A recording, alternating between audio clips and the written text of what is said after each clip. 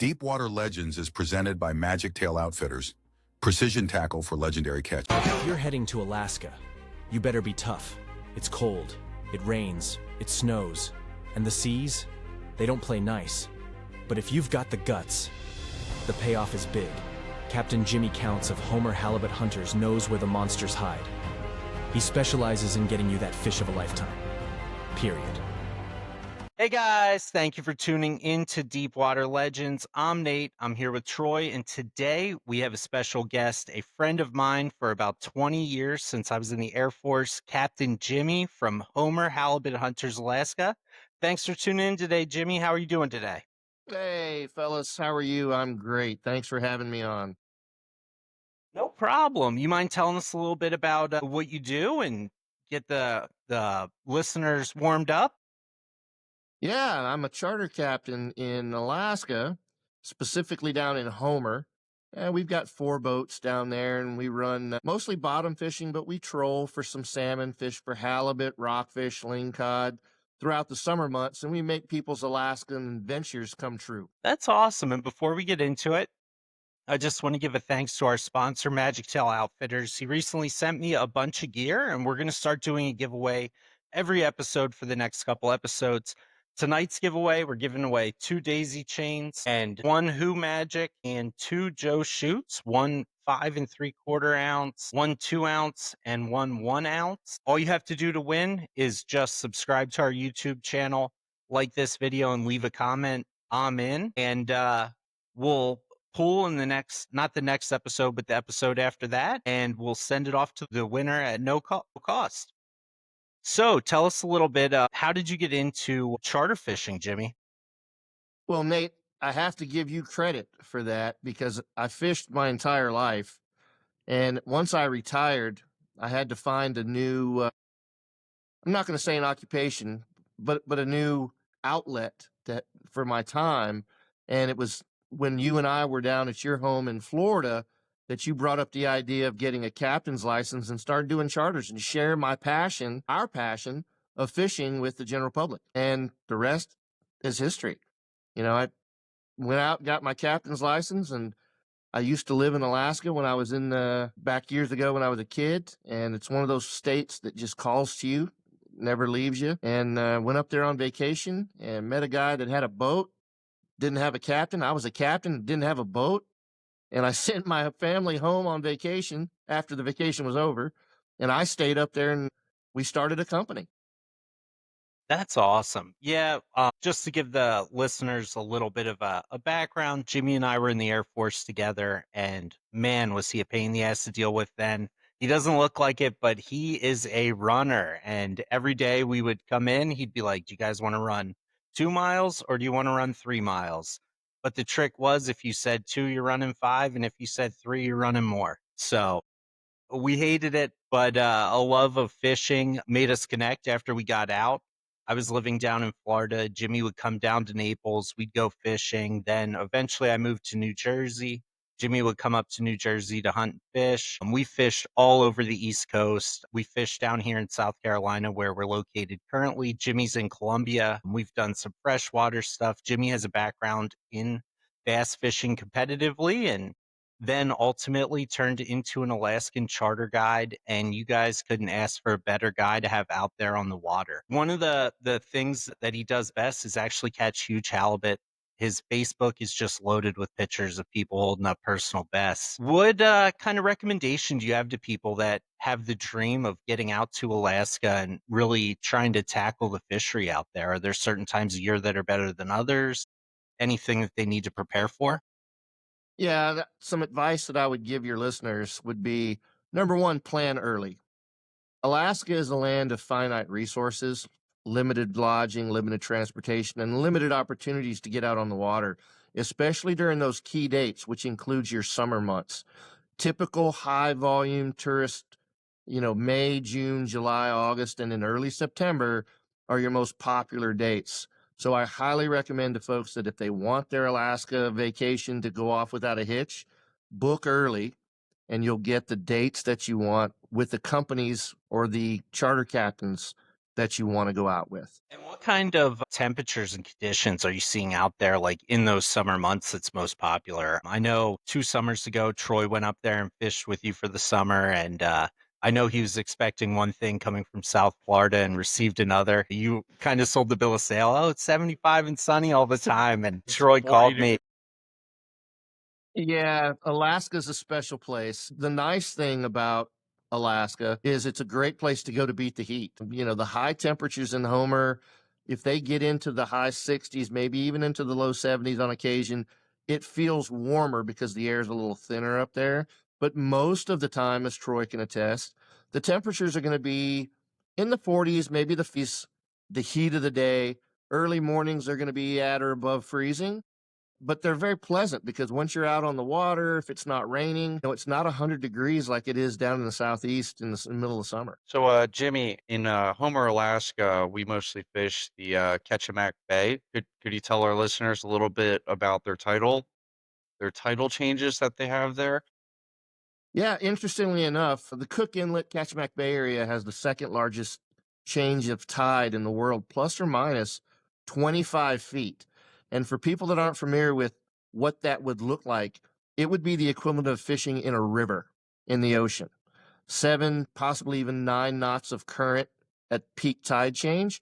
It makes it extremely challenging. And at times, it can even be deadly to fish on those waters if you're not familiar with that environment. Yeah, I remember the first time I got there, and we're walking down the ramp, and the ramp when we first went out there was pretty level, and then it is as steep as it can be, about 20 feet down. And we're walking down that every day. It was definitely a different change from being down in the south most of the Yeah, time. and if you'll recall, one of the unique aspects of fishing up there is the weight.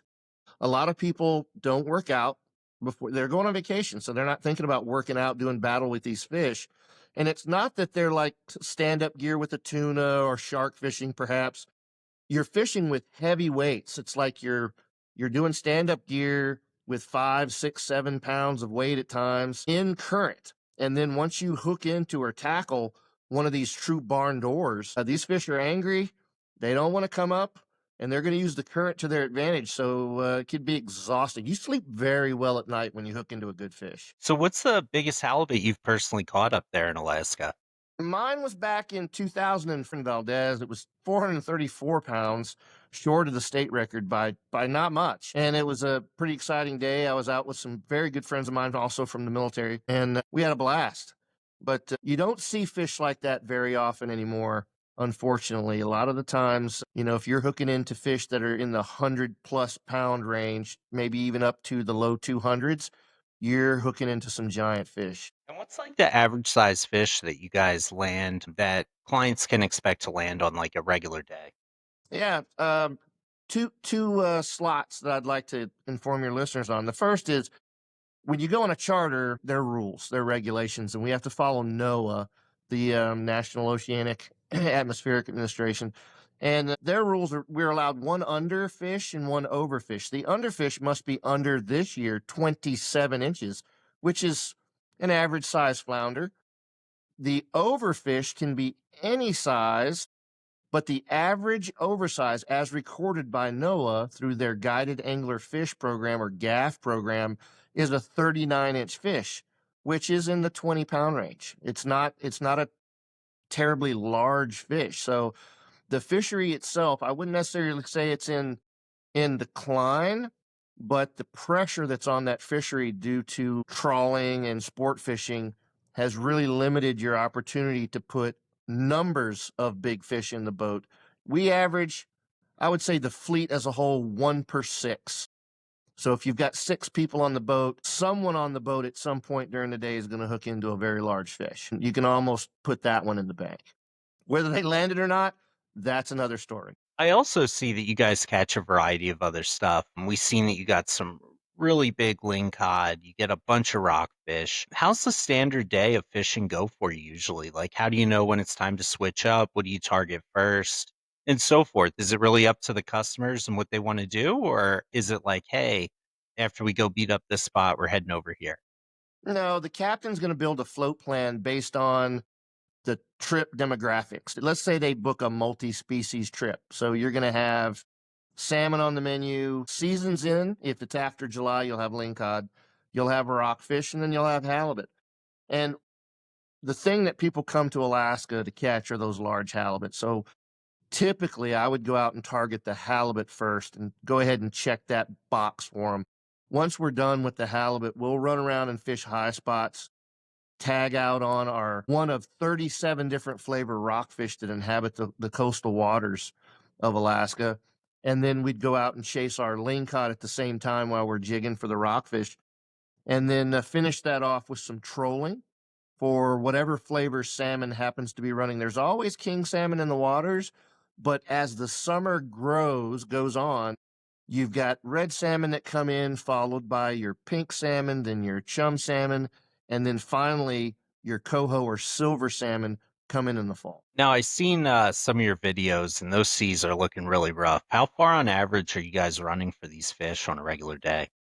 Yeah, the weather really well, it's dependent upon the weather. If the weather's good, the seas are calm, the further you can go, the better the fishing gets. It's just you have to get away from the fleet that what makes up Homer. And any one day, there might be as many as 200 personal watercraft, not charters, but just personal watercraft in Kachemak Bay and Cook Inlet. And so, as a charter boat, we have the equipment and the ability to go a little bit farther than your normal weekend angler. So, we might run 70, maybe even 90 to 100 miles just to get away from the fleet and get on fish that haven't been pressured. And what's the average water depth, Jimmy? I know, but let's tell our viewers. Yeah, shallower is better, and it's difficult to find truly shallow water in the fishery up there, as the continental shelf runs right along the Kodiak Archipelago, which is what we're fishing when we turn the corner down towards the end of the peninsula. And so, we'll be fishing anywhere from, I would say, average 125 feet down to 300, 350 feet. I don't like clients to fish much deeper than that just because of the current. They have to fish larger lures. It's far more difficult for them physically to keep that up for any period of time. So we try to fish them as shallow as possible for as long as possible. So I know Nate said something about the rockfish, and that was personally my favorite fish in my whole Alaska experience to go after, and specifically yellow eye. Could you tell our viewers about, that gold coming up that you are so Yeah. good at getting? Yeah. The yellow eye rockfish is a treat for everyone, uh, mostly because the rest of the state, you're not allowed to retain those fish. Unit 3A, which is the unit that Homer happens to lie in, you're still allowed to retain one yellow eye rockfish per person, which are of the largest rockfish that you can catch. They grow up to 40, 42, 44 pounds. So we routinely put we retain the 25, 30, 38 pounders per person, and try to make those dreams come true for folks. And they only get one. The other, in aggregate, the other rockfish have to be either a black or a dusky, which we do very well putting double digit size black rockfish and dusky rockfish in the boat as well. Weren't you like a pound shy of the IGFA record for the youth division? Yeah, so we had an angler come up from California a year or so ago, and she was after four different fish, and we were able to submit entries to the IGFA for coho salmon, halibut, yellow eye rockfish, and I believe it was lingcod was the fourth fish that she caught. She was 11, and she had her kit, and she was ready to go. She was an angler. Little girl was a stud. So tell us a little bit about Homer Halibut Hunters. I know you guys offer way more than just trips. You guys are a resort and everything. How do people book it? What kind of amenities do you guys have? And how can they go about getting on your boat if they're from an area other than Alaska? Yeah, so Homer Halibut Hunters is the saltwater division of a conglomerate of companies owned by Mr. Jim Voss, Captain Jim Voss. They have Kenai Riverside Resort, which is in Soldotna. It's about an hour, maybe an hour and a half north of Homer. and it's on the banks of the Kenai River. I believe that they can house as many as 40 occupants at one time.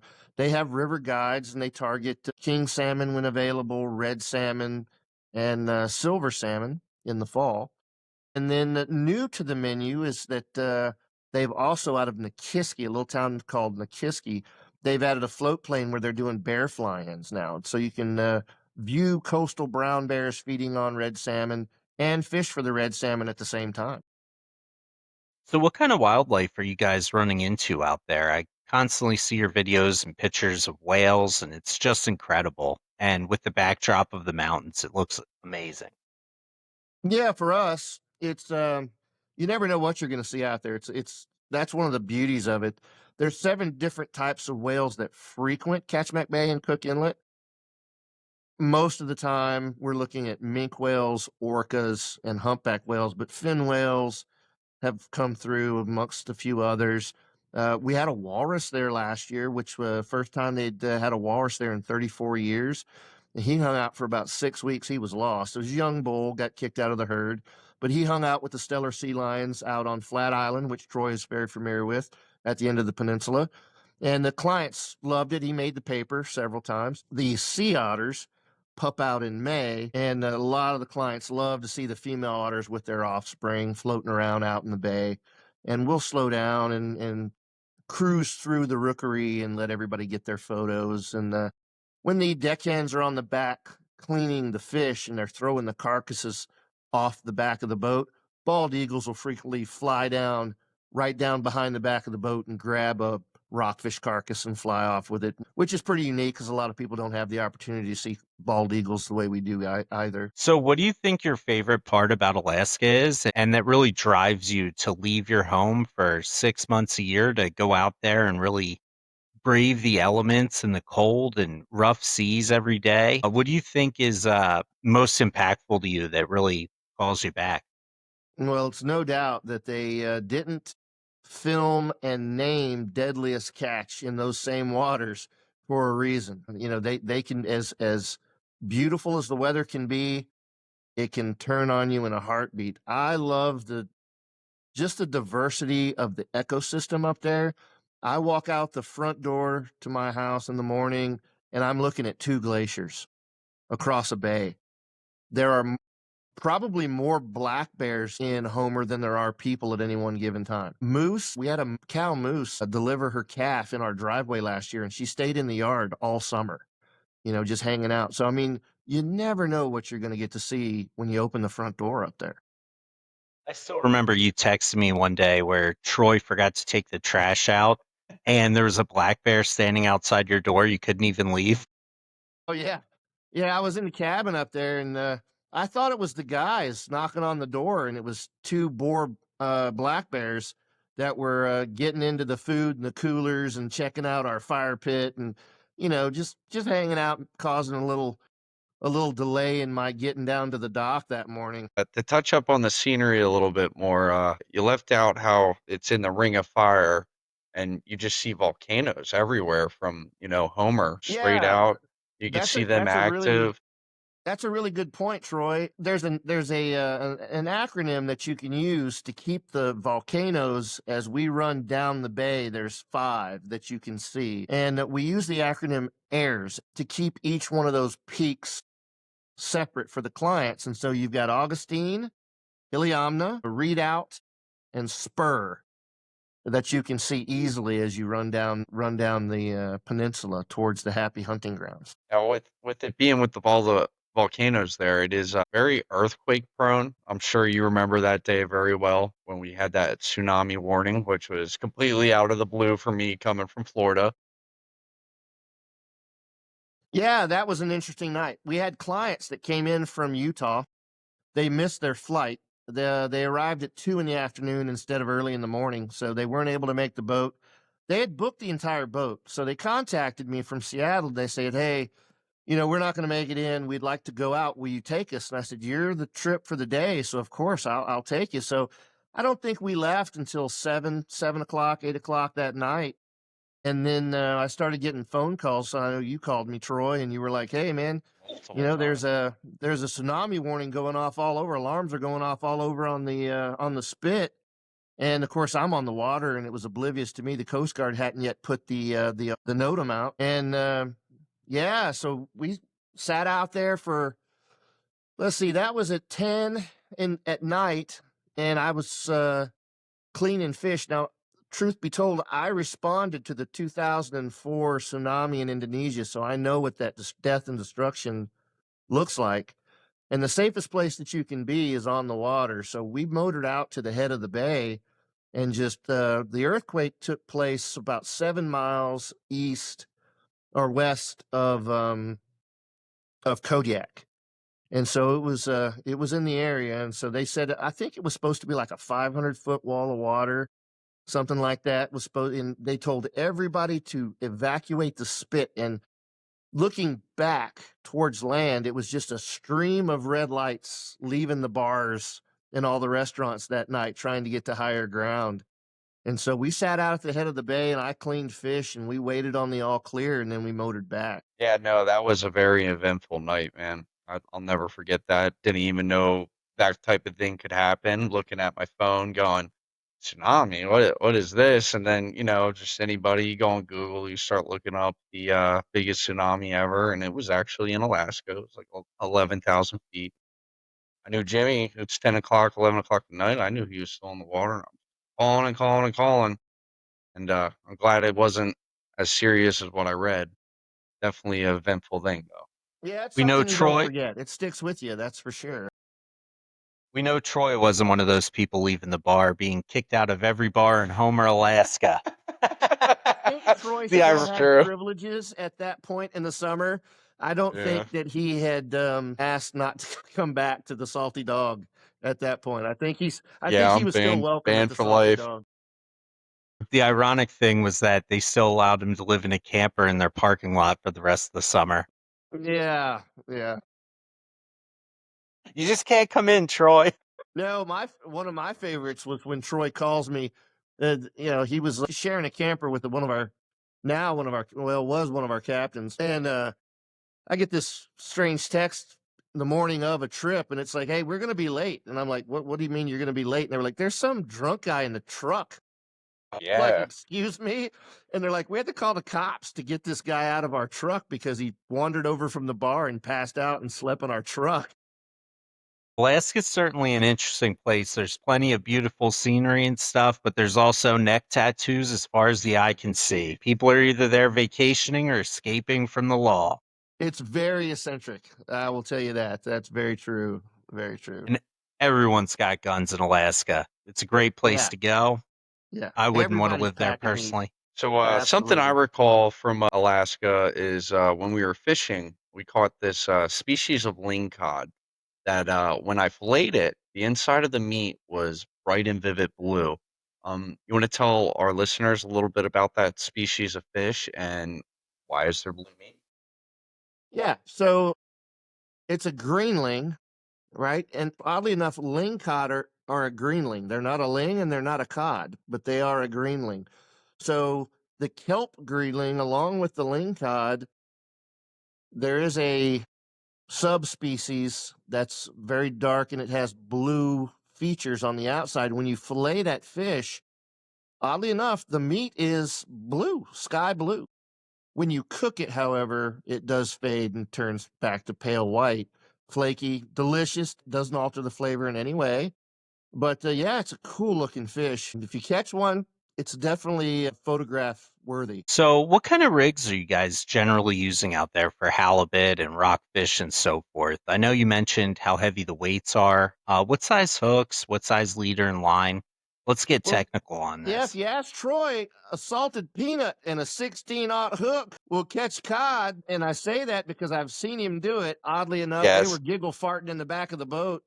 And sure enough, they put a zip tied, a dry roasted salted planter's peanut to a 16-aught halibut hook and wound up catching about a 25-pound cod with it. If I hadn't seen it, I wouldn't believe it, but it's true. I was there. True story. But on the normal, we're using 12-aught and 16-aught circle hooks, 400-pound leader. anywhere from a pound to 5 pounds of weight. Herring, any kind of cut bait. The easiest way to think of halibut, they're big, flat catfish. They like the stinky stuff. So octopus, herring, salmon bellies, anything you can get on a hook, that they'll eat it. So will the rockfish and at times the lingcod. I think Troy, you and I at one point, we even caught a few king salmon on 12-aught circle hooks and just chunks of herring Yep. fishing on the bottom. Yeah, King completely. salmon will eat it as well. And do you guys ever catch octopus up there? Yeah, last year I caught 8 individually myself as a captain of the boat, and about 6 inches of octopus for bait goes about $20. So if you're catching a 5-gallon octopus, you're putting a pretty good dent in your bait expense, which is nice. Plus, it's delicious too. A lot of the locals up there smoke it, and then they have a dry brine. It's delicious. Makes great table fare as well. Also great bait. Yeah, great bait. So what's the usual day look like for your clients? What time are they showing up at the boat? What time are you leaving? I know it doesn't get dark in Alaska in the summer until almost midnight, and it's only dark for or close to dark for a couple minutes. How long of days are they spending out on the water? And I know you guys have a considerable run out there to the fishing grounds. Yeah, that's a really good question, and it's something I think people need to take into consideration when they book their trips. We meet usually between 6 and 6:30. I try to depart the dock as close to 6:30 as possible. And a lot of that has to do with, getting everyone situated, making sure they have their licensure, all the documentation, their harvest cards, things that they're going to need to be compliant on the water. We do a safety briefing. We launch. The weather dictates how long it's going to take and how far we can go. But once we get out there, we stay out there until 2:33, 3:30 in the afternoon, and then we motor back. So they're out there for a full day, and it's a lot of work. They sleep really, really well when they get in at night. And what kind of boats are you guys running? I know you run a pretty large boat that's got a full cabin and a heater and everything, so people don't have to worry about getting wet in these rough seas. Yep, good question. And that's also a key aspect to running a charter service is you've got to be able to provide some sort of creature comfort and convenience for the client. So we run North River type boats. They all have cabs. They're heated. They all have lavatories on board, obviously for the clients, and they range in size anywhere from 30 feet to 44 feet. And we have 4 boats. That's awesome. So you guys must burn a considerable amount of fuel up there. How difficult is it to get like boat maintenance and gear and stuff like that up there in Homer, Alaska with as remote as you guys are? Yeah, as I told you earlier, we're the land of finite resources, and so qualified technicians, especially mechanics, are in short supply. And as you can imagine, the harsh environment up there, things break. They break regularly. So you've got to be kind of handy. And having a good mechanic on staff is a must. You've really got to have a team. Actually, you need a team of people that can weld, that can wrench, even doing fluid changes. I mean, you might be out and Troy will tell you, it might be a 30-mile-an-hour blow coming off the spit and rain, but you've got to get that 100-hour service done because tomorrow you've got another charter and every day on the water has to be the a special day, right? Because we are in a position where we don't have a lot of repeat clients. And I say that we have some, but a lot of the people that visit Alaska, they're first time visitors. These are bucket list trips. People just don't spend that kind of money to go up year after year after year by majority. There are a few that do and they enjoy it. That's their thing. But a lot of our clients, they've saved their whole life. And so we do our earnest best to make every single day on the water special. And are most of your trips usually open boat trips where people are buying by the seat, or are most of them people rent out the whole boat for the day? Well, that's a really good question because it depends on the boat, Nate. 3 of the boats, they're open boats. You can book 1 seat, 2 seats, or the whole boat. However, if you book the large boat on an overnight trip, you must book the whole boat. It won't go unless she's 100% booked. And do you guys spend the night at sea, like on the hook, or are you guys stopping in another island for the overnight trip? Yeah, those overnight trips are pretty unique. So the way we work it is we leave Homer and we motor out to one of our far spots, right? We go down around the end of the peninsula, or we go out to the Kodiak archipelago and we fish. That's the first day. We don't come all the way back to Homer. We come back to a little Russian Orthodox town village called Soldovia. We spend the night in a hotel. We have a good hot meal, a warm shower, live music, maybe a few drinks if they're old enough. And then we get up the next day and we're already an hour and a half closer to the fishing grounds. We motor back out to the opposite side. So if we did the end of the peninsula, Troy's familiar with East Chugach and that area, then we'll go straight out down towards Kodiak the second day and we'll fish the Barren Islands. And then that at the conclusion of the second day, we motor back to Homer. So do they get to keep 2 days worth of fish, or is it still a one Oh day yeah, aggregate? absolutely. So we have a system set up with contractors there that are absolutely wonderful people. Our fish care, everything is vacuum sealed and frozen and stored for us after the first night in Soldovia. As we pass Soldovia on our way back to Homer, I'll make a phone call once I'm about 45 minutes out. The contractors will come down to the dock. They'll deliver that first day's fish already boxed up and ready to go on the plane. And then we take it back with us to Homer. The fish that we caught on the second day is delivered to a fish processor who comes to the right to the slip and picks it up. They do a ticket, tell them how they want it to be prepared, and the following day that fish is frozen and ready for the plane. So it's pretty easy for these people to get the fish back home, because I know We that's make an it important we thing make the with it. process as easy as possible, Nate. Yeah, absolutely. You know, we want them to be able to basically go fishing, come back to the dock, and walk away and go to dinner. They don't have to worry with fish if they don't want to. That's the idea. Do you wanna plug those 2 companies that you use for that? Well, Give yeah, them a there's little only shout two out because processors in Homer. There's a Coal Point and Homer Fish, and both I have. Well, I'm not affiliated with either, and I have nothing but rave reviews for either company. They've both been fantastic over the years. So with as rough as the seas are, how many people get seasick on average? Is it usually someone on the boat every trip, or is it, hey, these guys are pretty good, they're expecting it, they're doing Dramamine and stuff like that ahead of time? Yeah, it's every day. And the odd thing is, I have people on the regular say, "I know what I signed up for," and then they get out there and they weren't really aware of what they signed up for. So it's an everyday occurrence, and it's at least one. Sometimes it's the entire boat. And I've had blue water Navy guys, United States Navy guys, being on these 30 and 40-foot boats is not an aircraft carrier.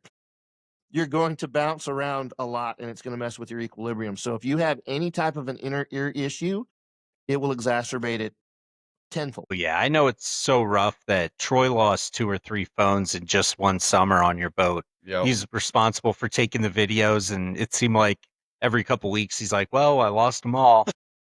Yeah, I felt bad for his Snapchat trend. It was Yeah. broken.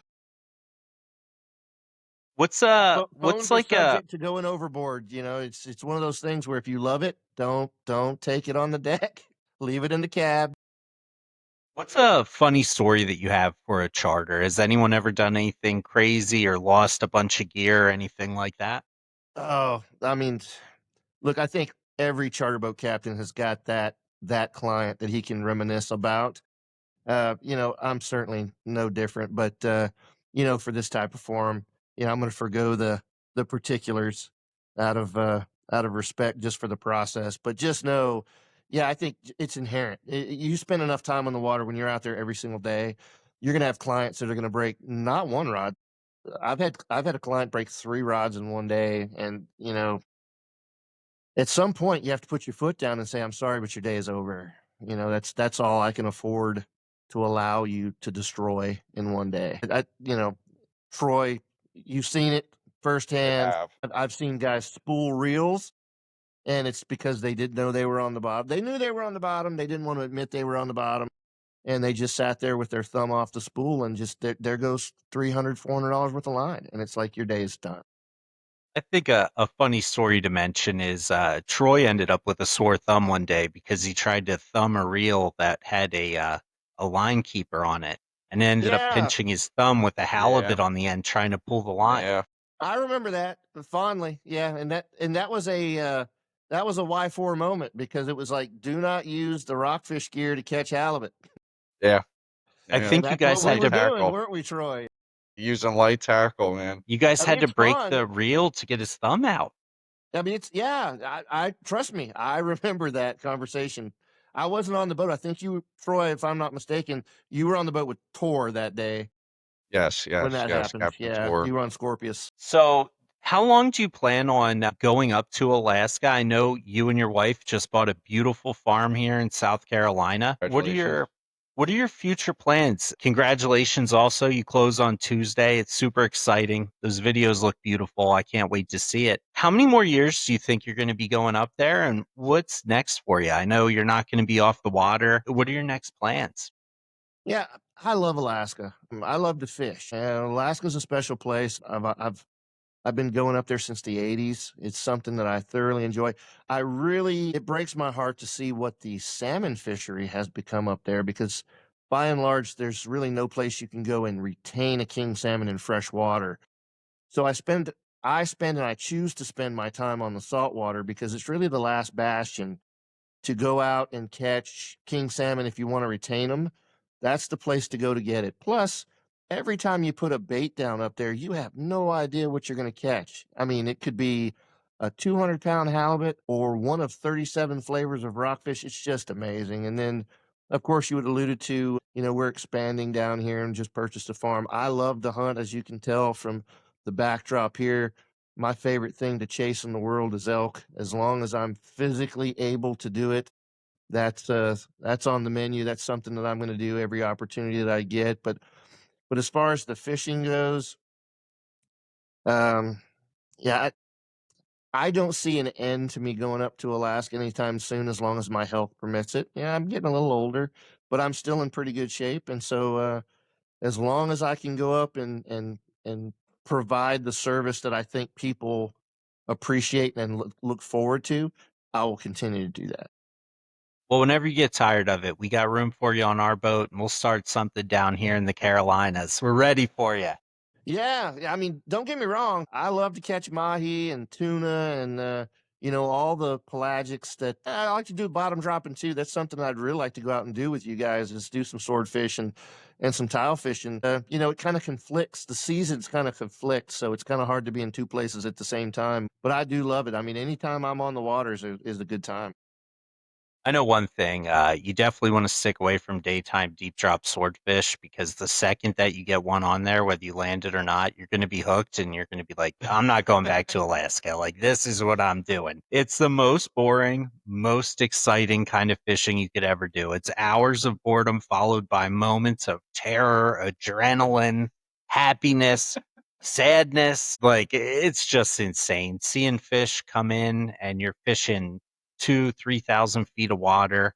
All of a sudden, you see a little tap on the rod, and 2 seconds later, you see a fish jump in the air and take off back down, and it's just like I don't even know what to do. Now, Nate, I will tell you, it's not that much different with halibut fishing. And Troy will tell you, we About the have same. had large 100-plus-pound halibut breach, come up with a 5-pound weight and a 16-aught hook hanging out of their mouth and breach. And it's like, that just happened, you know?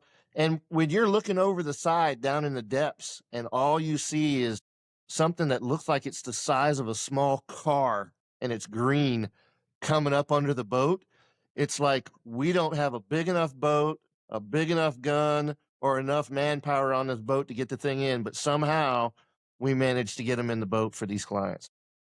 Now, speaking of a gun, how are you guys landing these big fish? Are you shooting them? Are you harpooning them? Are you gaffing them? What's your usual methods, or does it Yeah, just depend on the fish? I get that question a lot, and I don't know if Troy remembers what I used to tell the clients. I still tell them I carry two 270s on the boat, and that's each arm, right? I don't carry a gun. I have yet to catch a halibut so big that I am unable to harpoon it and then gaff it and then walk it through the tuna door. And Troy's been on the back of the boat with me plenty. And, 100 plus pounders, not a problem. Pulling me overboard, Jimmy's grabbing me. I had to do And that there, once. Yeah, I almost lost all 125 pounds of Troy to a halibut who he was hanging on to the harpoon, and the halibut dove and pulled Troy, and I caught him leaning over the boat, and it was close. So I had to reach out and bring him back on the deck. So what's the largest halibut that you've had a customer catch last year? Yeah, we got one over 200 pounds last year. It was a 228 on the scale. And now that was after the fish had been on the deck for a long time and it had been bled. So that fish was plus 228. And what's the usual fight look like for that? Is it pretty long? Is it pretty easy? Like, are they a fish that once you get them off the bottom, you can just crank them in for the most part? Or is it something like, hey, buckle in, you're going to be fighting this thing like a tuna? It's hard to tell. Each fish is different. I've had them where they come right up and it's like didn't fight a bit. Very, very atypical, but it happens. And then we have it where they go on a run and then they come up off the bottom and you'll get them up to about 100 feet under the boat. And then they're going to take off and go on another run. And, it's really fish dependent. But big fish, you can tell because we're using extra, extra heavy Cedros tuna rods, and when they lay into a big halibut, that thing just doubles over and doesn't come up. It just stays over. And what kind of reels are you guys using? What size? What kind of braid? Or are you guys using mono? Yeah, another great question. So we started out with 20 wides, and they were a little large for stand-up gear for the client. So this last season, I dropped down to 16 wides, and we're using Makiras, two-speed Makiras. Those are much easier for them to handle during the duration of the day, and there's enough drag and enough line on those reels when you're fishing the humps to handle these large fish. We haven't had a problem landing one with the 16 wides.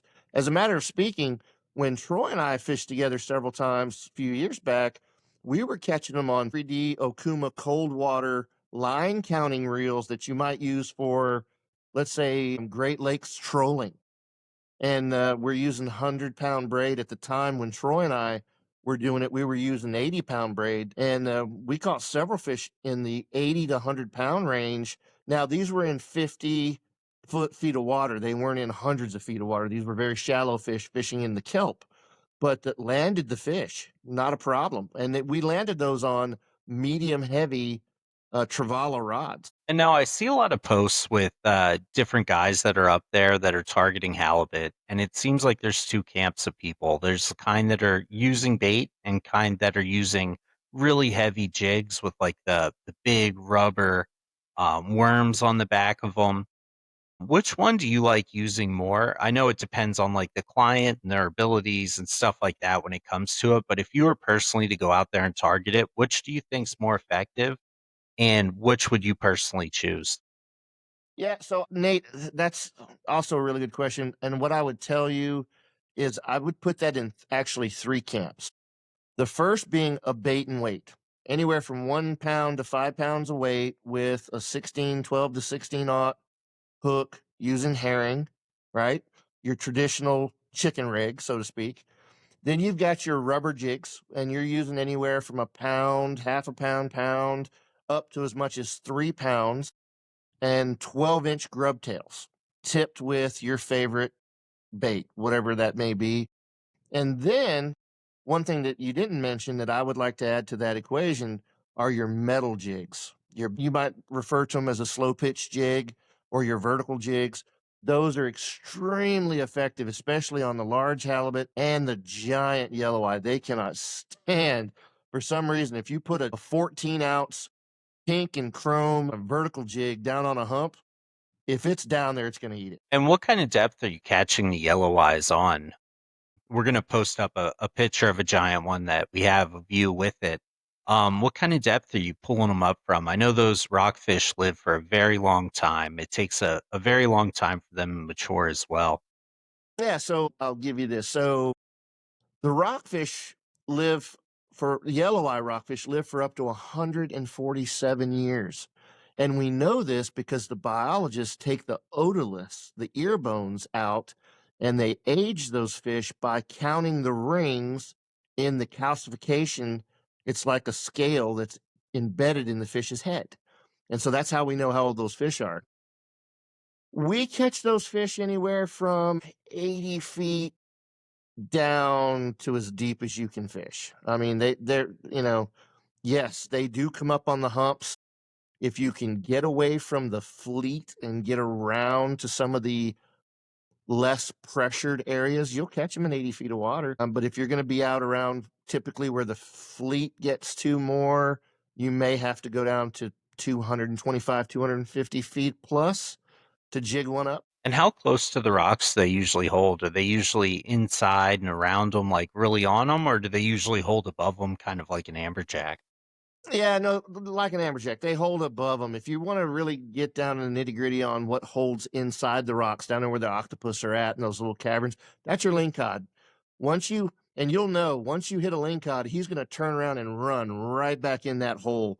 And Troy, you can chime in on this as well.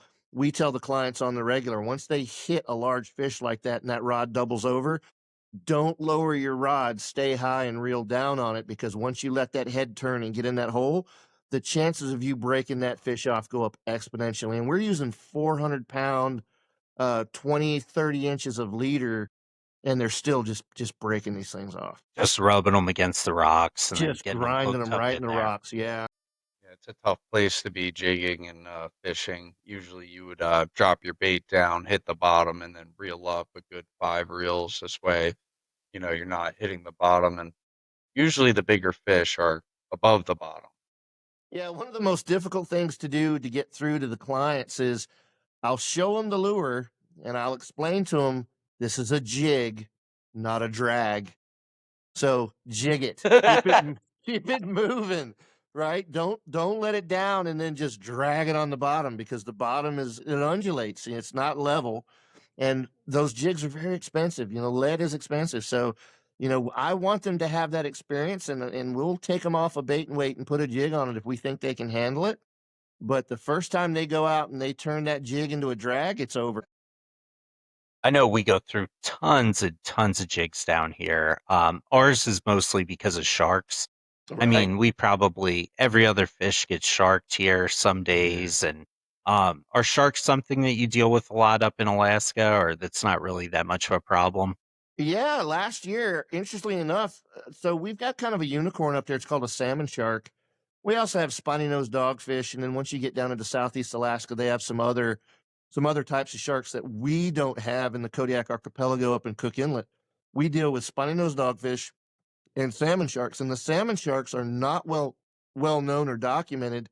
And the Alaska Department of Fish and Game are currently doing a study on those. And so when you catch one, it's required to be put and logged on your harvest record so that they can identify the size of the fish and where it was caught and what it was caught on. They have other questions that they'll contact you for.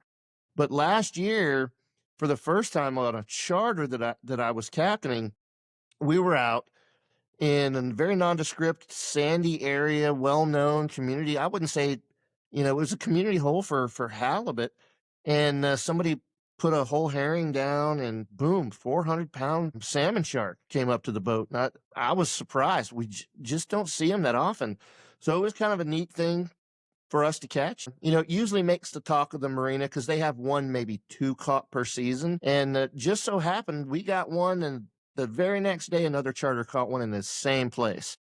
So yeah, it was pretty cool to see it. It looks, if you were to look up salmon shark online, what you might find is if a great white shark and a mako had a baby, and they're delicious. I've eaten them. They're absolutely delicious. So I know you guys fish a lot of like tournaments and derbies up there throughout the summer. Is that something, if someone wants to plan their vacation around, they can charter your boats to go do that? Yeah, so there's a halibut derby that goes on all throughout the course of the summer. And the richest tournament on the West Coast is the King Salmon Derby, which takes place in late March, early May. I'm sorry, late March, early April. And yeah, if they want to book to get on that, to be a part of that tournament, they can go through the Chamber of Commerce or they can book with us directly. And now when people are booking trips up there with you guys, are they usually booking multiple days in a row? Do they usually take like days break in between? So we're fortunate in that we provide, I would like to think, an exceptional service, not just a good service, but an exceptional service. We have more return business than the normal charter service in the area might have. For example, we've got folks that come from Texas every year and fish with us for a week. This year, we've got the folks from Texas coming back, along with a group that we took out last year from Utah. They're bringing up 35 people. They booked the boat for 5 days, all 4 boats. So it's one of those things. We're super excited to have that. We're honored to have that, and we work really hard, not just to get that, but to keep that. And what kind of trips do you guys book? Like variety of trips, not just offshore. I know you guys have float boats and all kinds of stuff. What kind of trips in total does Homer Halibut Hunters have for their guests should they want to? Well, interestingly enough, on our website, homerhalibuthunters.com, our calendar is live. So when people go to book a trip, they can kind of book whatever type of fish they want to catch. There's a whole menu, and they can not only book the trip that they want to take, they can book the boat that they want to take it on. If they book early, if they don't book early enough, then they're left to book what's available. But if you book 8 months out, you can book any type of trip you want on any boat you want to fish on. If you fished with us before, and let's say you want to be on Orion, and you know that that's the boat for you, book it. It's it's Now, if it's our available to you and it's listeners, live. if our listeners like what you have to say, they're like, I'm going out with that guy. Are they able to book specifically with the captain as well? Or is it just, hey, you get who you get? Yeah, they can absolutely do that. As a matter of fact, I'm very fortunate to have some returning customers that, um, you know, have requested that I be their captain, and I don't get out very much. I have 4 captains and 4 boats, and so I serve as the relief captain during the course of the year. But they've requested that I take them out, and so very honored to have that request. And yeah, so I'll be their captain this coming summer. Now, are there any age restrictions? I know personally, the kind of people we see, but would you like to tell the viewers, the age discrepancies and, if they're handicapped, Well, if they can come out fishing with you? yeah, I wouldn't say there's an age requirement. There are requirements based on age. Any age can come out and fish. I've had infants, and I mean infants, like weeks old, on the boat. They're required to wear a life jacket all the time, and it's really hard to find one to fit, but it can be done. I've seen it happen. But anyone 13 years or younger has to wear a life jacket all the time. And I'm going to tell you, from my personal experience, and Troy, I'd like to think that you're of the same camp that I am. Women and children are the best anglers. And the reason for Yeah. that is because they don't bring bad habits to the boat. They don't know more than the captain. A lot of guys do. And they listen. They follow instructions extremely well. And they usually wind up being the most successful. Yeah, no, I remember there was that maybe 7, 8-year-old girl. Her dad was just puking over the bow, and she's hooked into an 80-pound halibut, just reeling next door dad, puking chunks over the bow. Great memory, man. What about the handicap? I've I heard do remember you've that story as well. Yeah, that little girl, her dad was sick as a dog, and she sat there and fished and caught all her fish while her dad was very seasick that day. this was in like 6 to 8 foot seas too. She was she was meant for the sea for sure. Could you touch on the handicap? I heard you ran some handicap trips where people, with Yeah, disabilities, we've you're we've able been to very take fortunate as people. well. And I'm a disabled veteran myself, as is Nate, but I'm very sympathetic to that community. So when people call and they're like, "Hey, look, I'm in a wheelchair or I'm blind," people won't take me out because of the insurance liability. I'm like, "Get on the boat, man. Book the trip. I will take you." If I have to ratchet strap you to the deck, we've had several people that were autistic, blind. We will do whatever we can to accommodate as many requests as possible. I want you to come up and I want you to have that Alaskan experience, but I want it to be as fulfilling as possible. So when everyone else says no, give us a call. We'll do our best to say yes. That's awesome. And you're actually our first guest in probably 3 captains that hasn't talked about the dang cedar plugs. Yeah, yeah. I'm a cedar plug fan, but there's just not a functional use up there in Alaska. If I thought I could catch something on it, I'd probably be trolling one. We'll take one up there this year. If you catch something on it, come back on. We'll talk about cedar plug use in Homer, Alaska as well. These guys seem to love it, man. Well, I want to thank you for coming on. I want to give you an opportunity to give like a 1-2 minute plug on why people should come out to Homer Halibut Hunters, what drives you to love Alaska as much as you do, and want to share it with everyone possible. Yeah, so again, I'm with Homer Halibut Hunters, but it doesn't matter whether you fish with me or another company. I encourage everyone at some point in their life to come and experience Alaska. It's a state that's twice the size of Texas. It is the largest state. It is a majestic state. It is beautiful from one end to the other. And I highly encourage people to come up and spend at least 7 to 10 days, if you can make it 14, just because it's larger than you think it is. Getting from point A to point B takes time, and you need to book a little bit of me time in there so that you can relax and let it all sink in. You might see the northern lights one night. You might go see a glacier. You might make a snowball up on that glacier while you're dog sledding in the middle of July. It is just such a unique state. So hopefully your clients, your listeners, know if they've ever thought about coming to Alaska, book that trip, get up there, see it, enjoy it, take lots of pictures, but get up there as soon as you can. Yeah, it's certainly an awesome place. I spent some time in Alaska and it was beautiful. The only thing not beautiful in Alaska was the women. That didn't stop Troy though, but It just depends on where you are when you're perusing the catalog of what's available. and it was still an awesome time. I loved the remoteness of it and the fact that like you're driving on dirt roads everywhere, and it really just is a rough, tumble kind of place with the elements, the state birds, the mosquito there. They're everywhere. Pack Yeah, a and ton of I'll bug say this, spray. Nate. One thing that I didn't mention that Troy should also be able to wholeheartedly embrace: there is no such thing as bad weather, only bad gear. So you bring the Yep. best gear you can afford, you're going to be fine. But bring it. Dress in layers. Bring the best rain gear that you can get. Know it's going to rain because it is a rainforest up there. And then, you won't be surprised when it's snowing in July. A lot of our best pictures of Troy are actually him and his Grundens with the Yep. hood up, Yeah, the red and blue. Troy's normal Definitely.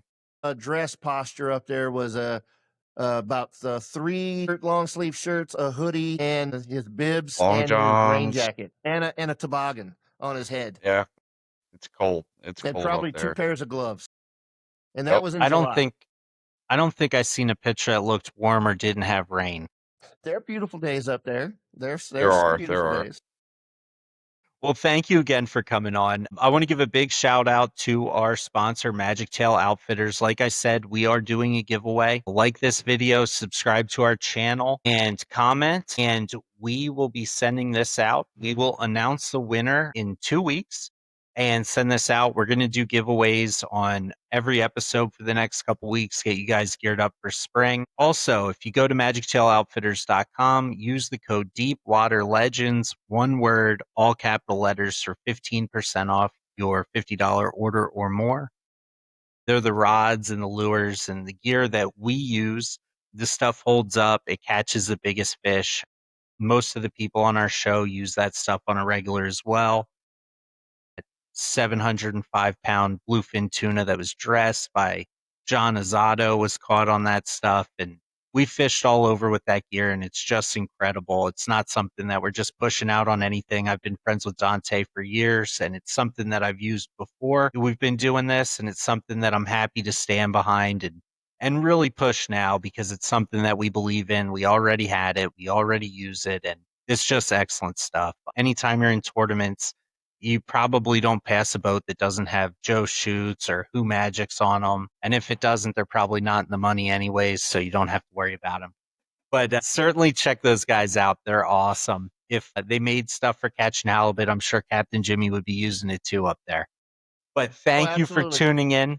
We appreciate you guys. Please like and subscribe our channel. Every like and subscription counts and helps us bring you guys more content and videos and everything. We love doing this. We love that you guys are really watching our stuff and listening to what we have to say and supporting our awesome guests that are taking time out of their day to come on here. Each person's better than the last and an absolute pleasure. We vet these guys heavily before they come on. They're people we've either known for a significant amount of years or they're friends of someone that we've known, and they're not going to take you out there and not catch anything. These are all guys that are slayers and absolute legends in their field and are going to absolutely get you the fish that you're looking for.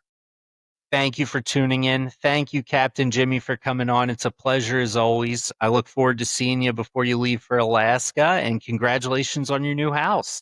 Thanks, Nate. It was good seeing you there, Pennsylvania Pounder.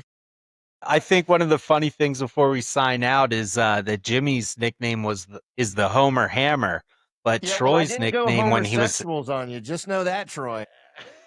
Troy's nickname in Alaska was the Homersexual. Oh, we had some good times.